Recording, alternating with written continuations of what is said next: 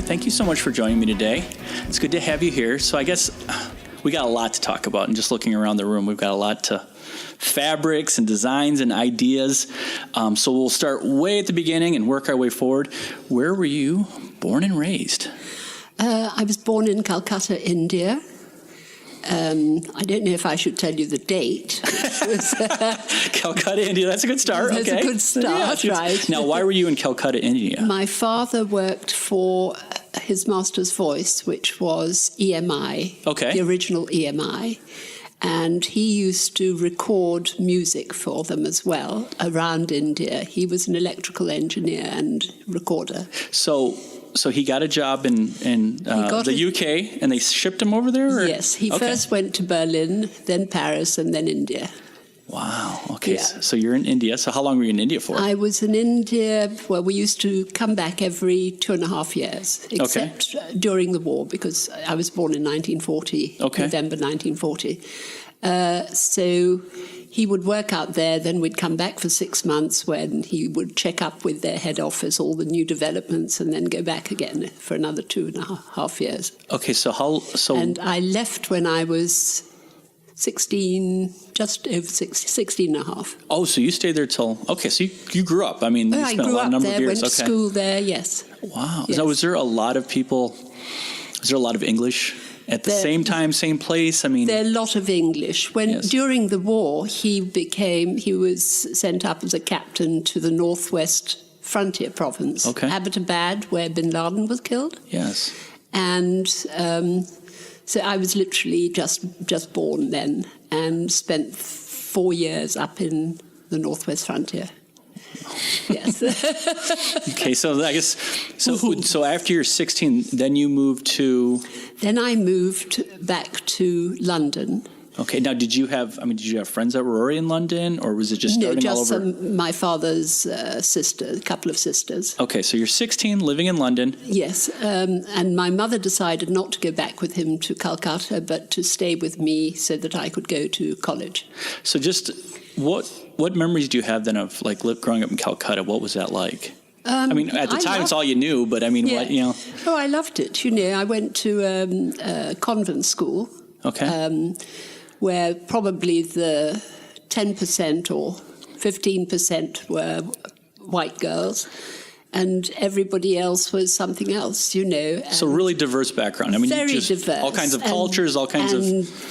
Muslims, Hindus, Buddhists. Right. Terrific. Actually, I think it's helped me in life a lot, because I feel very open with everybody.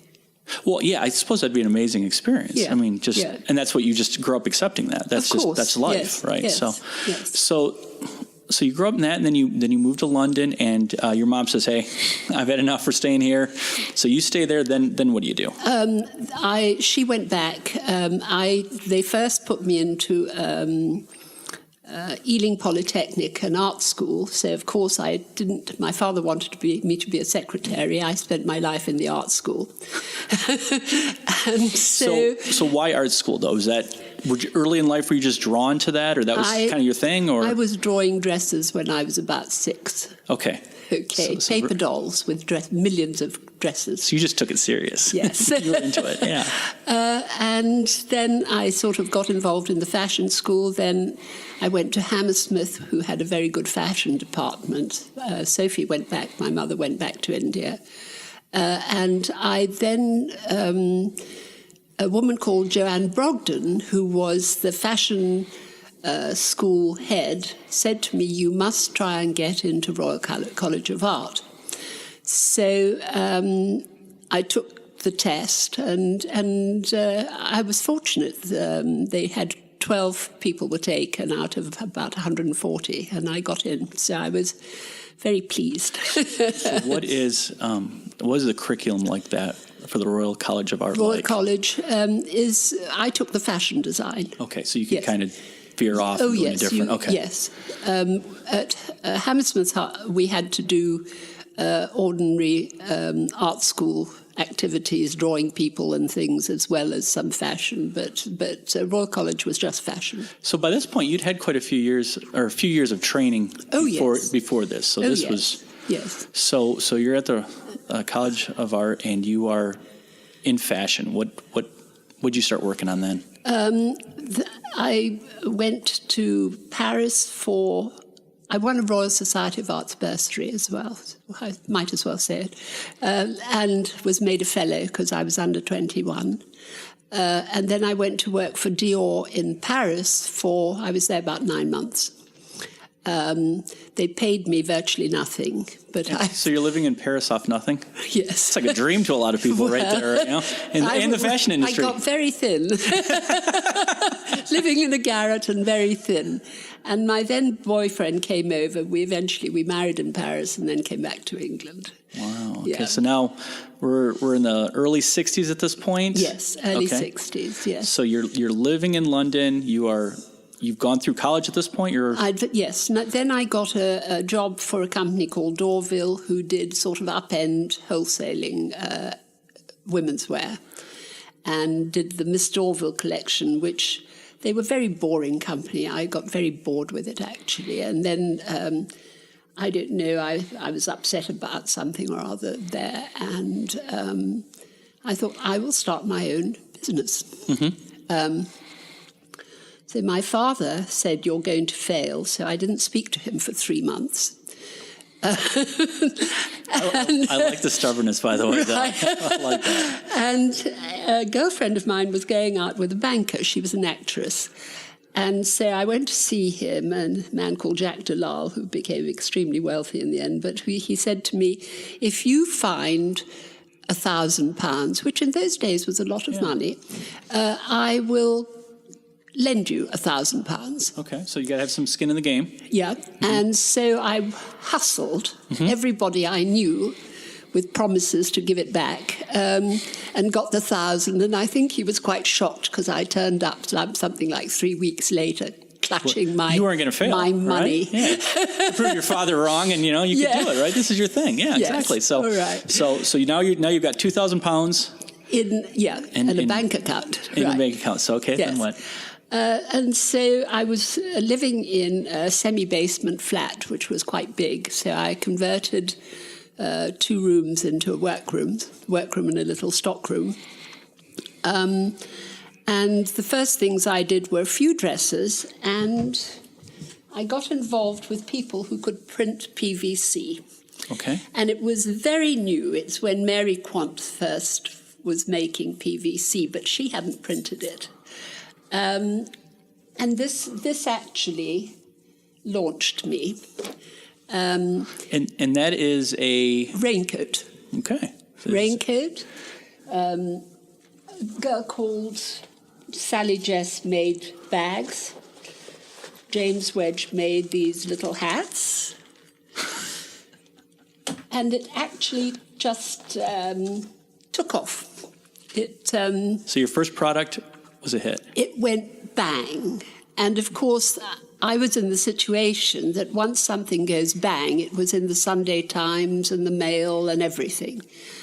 And I'd got a couple of boutiques and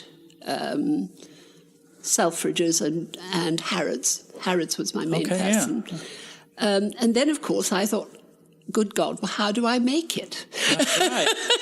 How do I make all this stuff, So, and then I found a factory in the East End of a load of Greeks, and, that was chaotic. So you went out, so you have your design, and what you'd been able to make had already sold, is that kind of, and you needed to make more?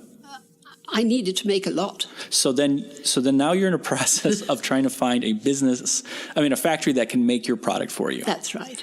And so what was that like? What was that going? Horrendous. Did you know this place, or did you just kind of luck out? I found it. Okay, I found it. And they could make the plastic. I remember going there one day and all the white linings were on the floor, as the girls were sewing them and throwing them on the floor. I remember going absolutely bananas, I couldn't believe it. But, we sold a lot. I had some problems because I made the arms so narrow, which was very fashionable, and of course a few split in the armholes. then I'd get them back, but the girls didn't want a return. They wanted them fixed. So, what a good problem to have, yeah. So we were using the equivalent of duct tape around the back of the armholes and stitching them up again. Yeah, because you couldn't just stitch the raincoats back together. Well, with duct tape in between, So what was that like at that time? I mean, and obviously my ignorance will come through many times, but at that time in the industry, I mean, was there a lot of other small businesses like Lots of small. Okay, was there a lot of women trying to do what you were doing too? Well, yes, Sally Tuffin and Marion Foale, these people go making bags. Okay. So it was this creative. It's a very creative, exciting time. It was in the mid-'60s. Yeah, what was London like then? We're talking that. Fun. Yes. I feel there's more to that fun than just fun. It was fun, and I mean the Beatles were all happening too, and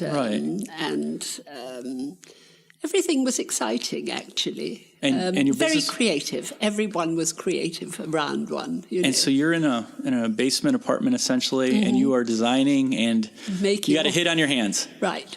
Wow. Okay. So then what happens? So then I continued. Obviously, I had then to make another collection because people want stuff, and I did a couple more interesting raincoats myself with different forms of prints and stuff, and then I was approached by a company called Pacamac, who made raincoats, rainwear, and I was exhausted with manufacturing it, actually. Mm-hmm. So I thought, okay, I'll carry on doing my dresses. I can get those made. And I handed over, and I did quite a big collection for Pacamac. So what got you into the raincoats, or is it just you're in London, it rains? How did that happen? In London, it rained, and these two young men who could print PVC came to see me, and I said, okay. It was the right time, right place, yes. and right design. And right design. Right, The whole thing. The print was right, the fabric was right, and it was the design was 20-year overnight success in the making is what you're saying. There's a lot that led up to that. So you're in London at this time, and you're working on your next hit then. So then, I handed over the rainwear to them, and I did that for several seasons with them. But meanwhile, I'd got into other things, and that's when all these prints that I'm showing you, I've started printing my own designs and doing, women's clothes, young women's clothes, basically. Went on from there. Then I got a small showroom in Great Marlborough Street, which is just off Regent Street in London, and had my own studio there. Carried on, really.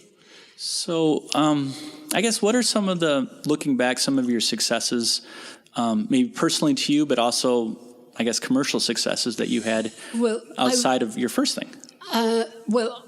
Obviously the rainwear was what started it. I became very well known for, separates in lightweights, things, pants with tops and all sorts of things. Then I started doing crochets. My mother used to crochet and do beautiful stuff. So I've always been interested in it. And I got her to do me a couple of tops, crocheted tops. Now, was she back in India at that time? She'd come back to England. So you put her to work. Settled to England, Your mom returns and you put her to work. Yes. And so I got some women who could make this stuff, and she would often do the original design for me. And I started putting them on chiffons and jersey skirts. And I then moved on to get backing from a company who had a big factory in central London. So you spent a lot of time, though, obviously besides your own design and your own kind of vision of stuff, but you spent a lot of time in the business aspect of this. You were constantly... How were you able to balance the two between being creative and the kind of... I found it exhausting at one stage, and that's why eventually this company called DP Design, they had the big factory there. And he'd been aware of me for a long time and said, why don't we back you? Right. And so I went in with them, and they called it Hilary of London, but still with my own label, Hilary Floyd. And so, I had shares and a percentage of turnover, like a royalty percentage of turnover, which was actually easy and very good. And he was... So you liked that? I mean, that worked out well for you. Oh, very well, yes. Yeah. And then the business side was taken off me.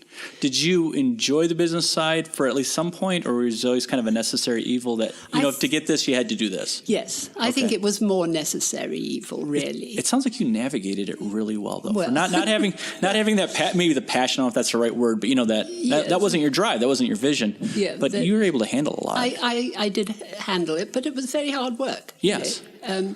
Because when you're on your own, you're doing a collection, then you're manufacturing it, and while you're manufacturing it, you're selling it, and then you're trying to get money from your clients. I mean, that is quite time-consuming. Sounds endless. Yeah, yes. An endless loop. Yeah. So you continued on with that, and then you were able to kind of divest yourself of the business aspect of it. And then I guess what other designs did you continue to work on? And I did a lot of prints and a lot of jerseys, and I started getting into beading, these are some of the first beading things I did. Then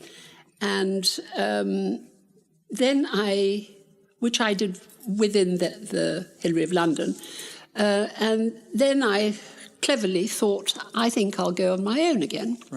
Right. Which sometimes I regretted, but I did do well on it. And I was, my sister was still living in India. Her husband was running a shipping line, United Liners. And so I'd been back there, and a company who was doing some beading work in India, and they did saris and stuff, and who've now become very big, actually, said, why didn't I do some beaded tops or something? And so I started with a T-shirt collection and beaded tops, and then did prints with beading on them, printed 2 pieces, chiffons. And I was fortunate because I was early again, and that took off. So you were able to be ahead of it a couple of times. I was a bit early on things. Yeah. Usually...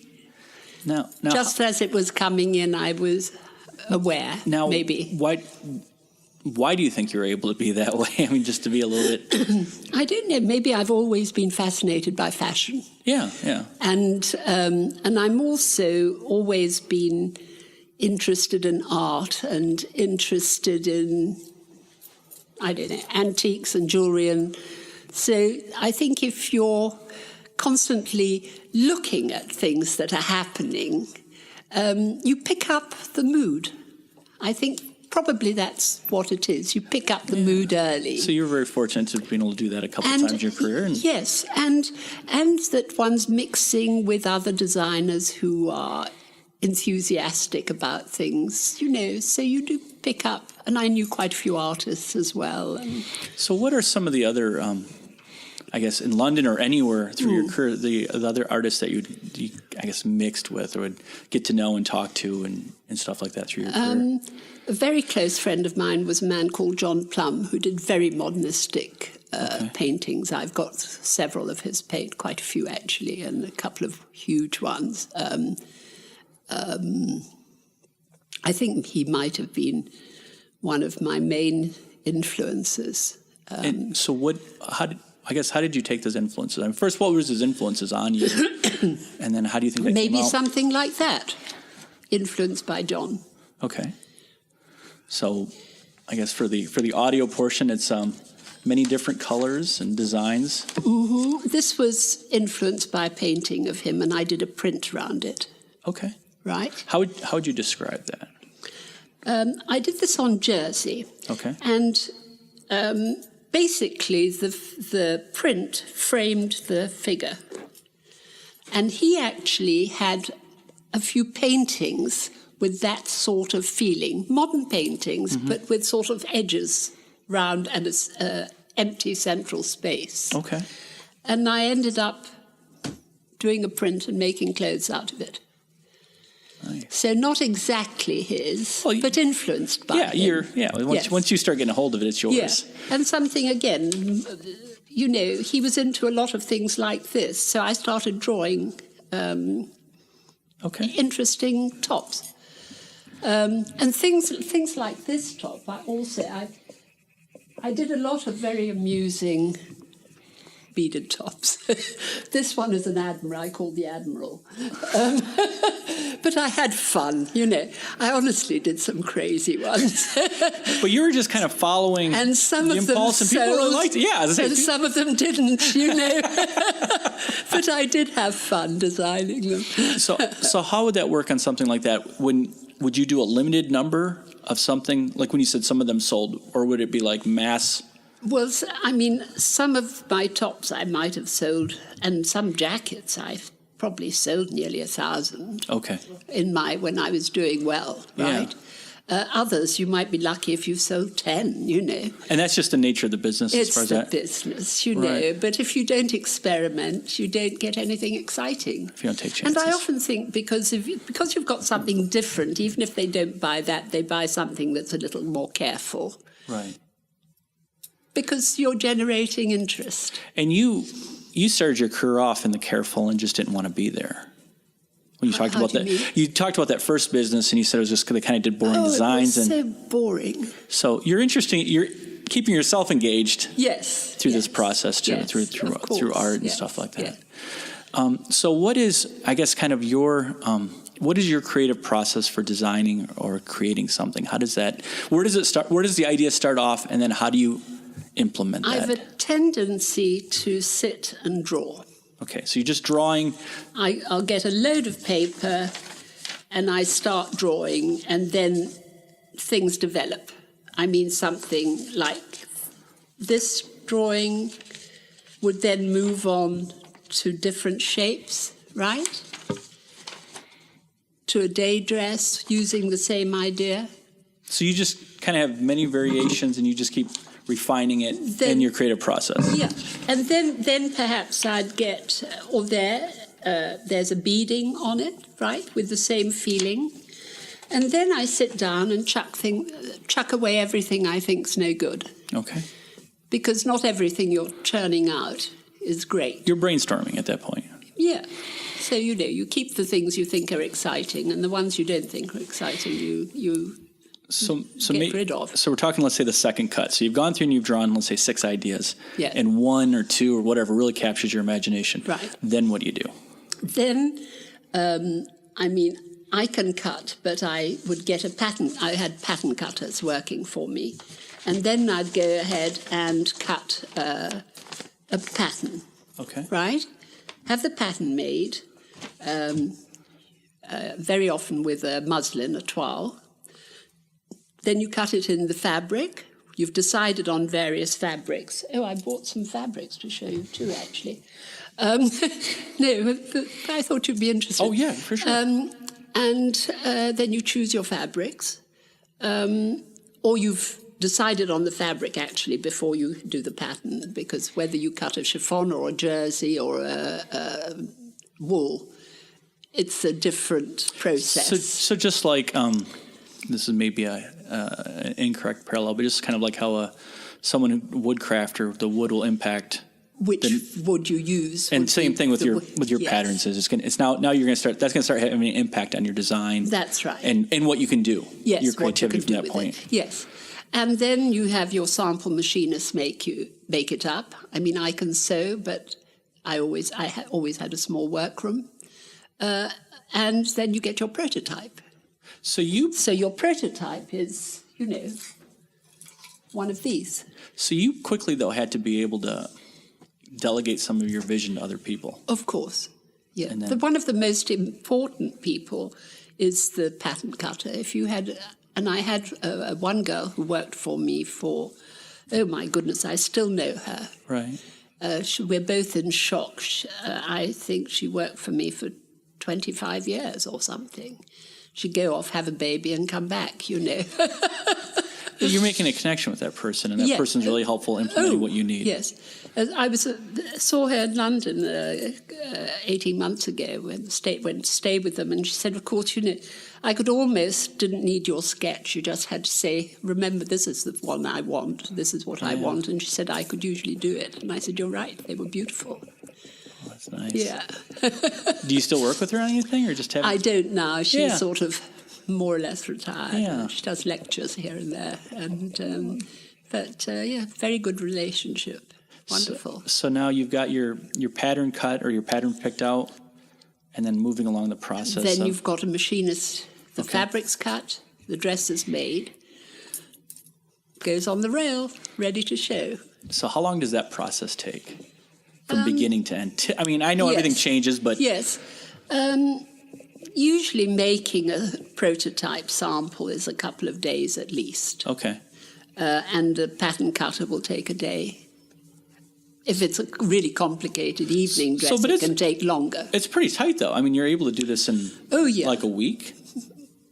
Oh, yes. Okay. Yes. Well, that's nice. But then, when I was back, originally I did smaller collections, but we used to do 120 for a season. I mean, it's a lot of clothes. Right. So... so now, yeah. Jumping a little bit forward then, so how did you end up in the United States? Oh, well, As your eyes roll. that was a mistake. I met my husband in the soon-come disco in Jamaica.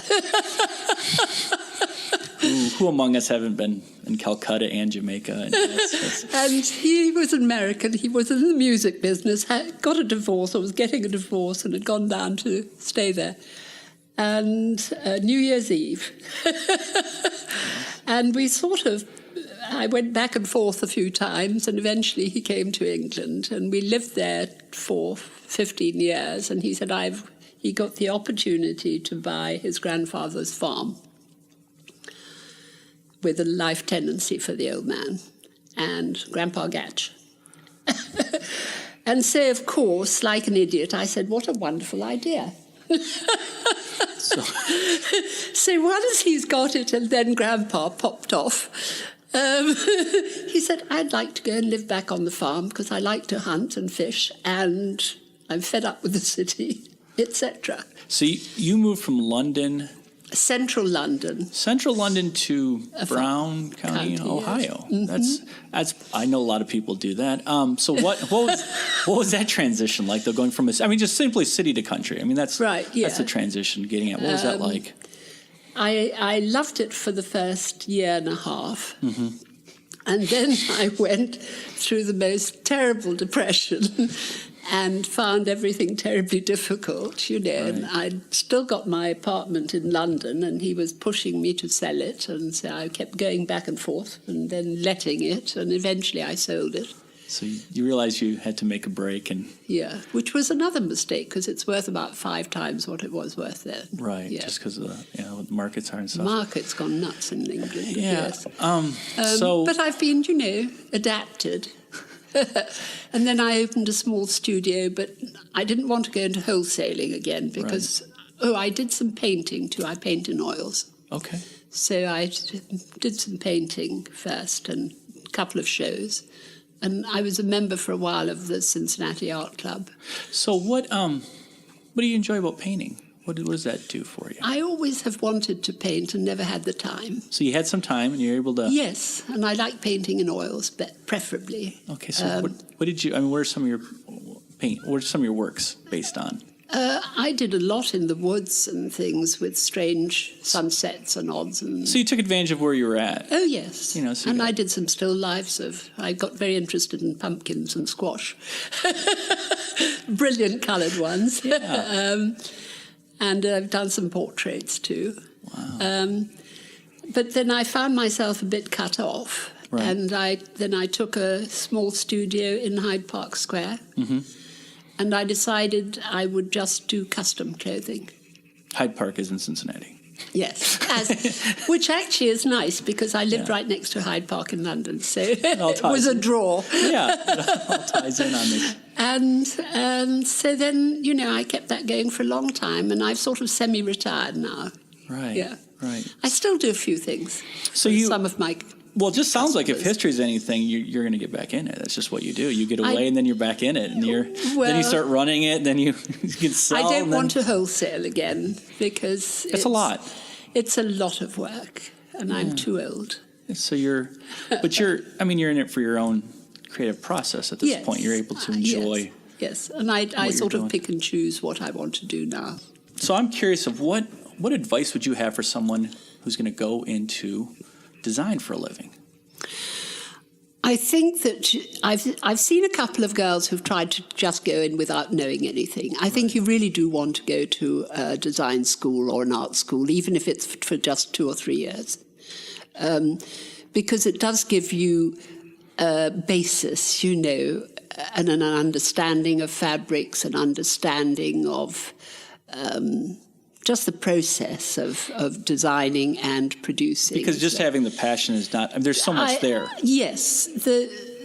I don't think it's enough just to draw pretty dresses. I think you've got to have a deeper like you're saying understanding. Earlier in our conversation, if you wouldn't have figured out that you could use duct tape, on a frock, that, you'd have been in trouble. I mean, having that understanding of something that you could only learn going through the process of school. You need, I believe, I know there are people who've done it without, but I really do believe you want to go into a design school and be influenced, because you do get influenced by other people. Right. And you learn a lot from them. And surprisingly often, it's like when I was at Dior, I didn't think I'd really learnt that much. I'd be doing sketches and bopping in and out of the design studio. But I did realise about 6 months later how much I'd absorbed. Just living it every day. Just by being there, yes. You can pick up a lot. Now, out of the 12 people you went to school with, are you still in touch with any of them? I'm in touch with, one became the head of Royal College of Art, but I think they've just sacked him, so... of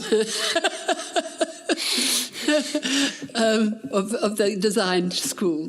There are a couple of other, Brian Kemp, who was there, a few other people, Moya Bowler, who did boots. She's still a friend of mine. So they all went on to have pretty distinguished careers unto themselves. Quite a lot of them did quite a few things.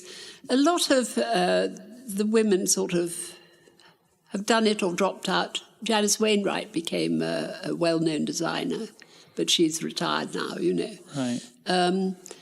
So,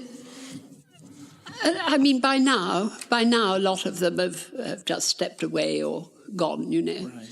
But a few of them carried on for quite a long time.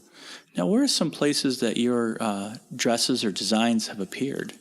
I've sold a lot in Harrods, John Lewis, Selfridges in England, a lot of small boutiques, Saks Fifth Avenue. Let's see, I didn't sell to Macy's at all.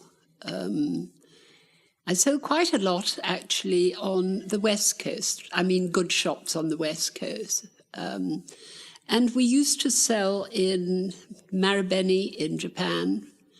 And I had quite a lot of German customers. Most of them not so much chains, but boutiques or stores, small stores. People seeking that out, though. Yes, 2 or 3 shops. Right. That's my usual smaller customer that had 2 or 3 shops. Now, were you featured on any magazines? Yes. Okay, and where's some of them? I've got that tape I can lend you. Okay. Yes, with all my press things. I was in, Cosmo is still going, Cosmo, Vogue, lots of newspapers, Telegraph, Times. Now, was it hard to get Cosmo or Vogue or newspapers? Was that a... Most of... when I was with Hilary of London, he would occasionally pay for an advert. Right. But most of the things I've had were all... the magazines came to me and, took designs that fitted in with whatever they were doing, I suppose. So once you got that momentum... Yes, people come in and see the collection and then they say, oh, we're doing something that's this is perfect for. and they'll Right. take it. Yeah. Right. Who are some people you design dresses for that we might know? Someone even like me may have a concept of who you're talking about. I've made, I have made Princess Margaret a dress, actually, and I made several dresses that Princess Diana wore.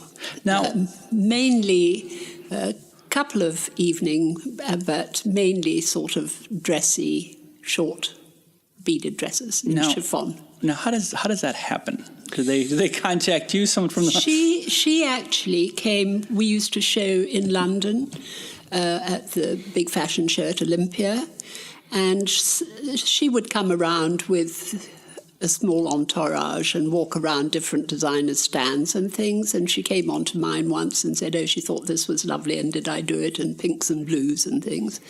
And I said, "Yes." So you had a conversation with her, and then she turned up. Yes. Okay. Yeah. And then how does that work? Did you get a call saying, Well, "Would you like a dress?" assistant said that she'd seen something and she'd like to pop down to the showroom. She was very casual. Yeah. So pop down the showroom. What does that mean? Does that She'd come down to the showroom with her assistant and a couple of other people, or one other person. And then, to get fitted, or is that? Yeah. First she'd choose it, and then you'd make sure you got it for her size. Now, was that more stressful, or by this point, not a dress was a dress, but you knew the drill? Yeah, well, it was, nice, really nice, but it wasn't my main focus of attention, if you know what I mean, because we're making a lot of other stuff. Okay, so just kind of like, yeah, okay. Yes, but we're really pleased to see you. Yeah. Wonderful. Now, when something like that, though, someone famous and a lot of people admires, did that impact, obviously, your business afterwards? I think, yes, it helped. It helped. But I think what we were selling anyway. Okay. You know what I mean? Because I didn't do... I did a version of something we'd got, but I didn't expressively design a single dress for her to wear. And so how many did you do? Like 2 or 3, you said? 2 or 3, yeah. So what do you think about, isn't there currently a tour of her dresses that are touring the world, exhibits and stuff like that? I think so, yes. Yeah, what do you think of something like that? People want that connection. I think it's wonderful. I think it's wonderful that it's still carrying on after all these years, right. Actually, yeah. Yeah. Okay. One of her best dresses was a knockoff that Hatchie made, which was a copy of mine, actually, He worked for me for 2.5 years. And the silver one-shouldered one she was seen with? That's mine. Yes. I was very cross with him. Yeah. Well, I understand, yeah. It's a famous, I who... a well-known dress. Even I who know very little about fashion, I think even I had a visual of what that is. So that's, so that's very well known. Anyone else? I've done, quite a lot of English actresses. Patricia Neal, quite a few English actresses, yeah. Now, do you miss that part of it, or it didn't really matter one way or another? I always thought it was, it's enjoyable, They come there slightly flashy and usually it's a story. Enthusiastic. And it's it's nice. It's nice to have them in the showroom, and it gives everybody a buzz. Right, yeah, it creates an energy. No, that makes sense. Yes. Just like you coming in today, created a buzz around the library. Oh, thank you. Thank you so much, Hilary. Not at all.